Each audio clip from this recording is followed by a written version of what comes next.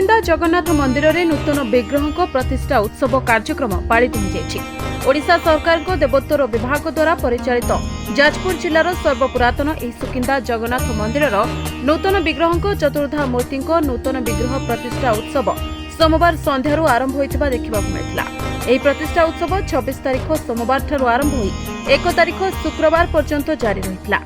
जगन्नाथ मंदिर में पुरी आसिथिबा बड़ देउळ सुभद्रा मां बाड़ग्राही रामदास महापात्र निर्देश क्रमे गड़र ब्राह्मण समाज द्वारा गुरुवार विलंबित राति 320 वर्षर चतुर्धा मूर्ति को मंदिर परिसर में पाताड़ी कर पुरीर विश्वकर्मा चिंतामणि महाराणा द्वारा निर्मित नूतन विग्रह को स्थानीय ब्राह्मण मानक द्वारा रत्नवेदी को निया शुक्रवार सकाळु साहाण मेला हेबा परे प्रथमे सुकिंदा गड़र राजा साहेब भूदेव भूपति हरिचंदन महापात्र चतुर्धा मूर्ति नवजौवन दर्शन करथिले।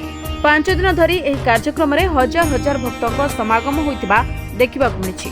जाजपुर जिज्ञासु रिपोर्ट NNS ओडिया।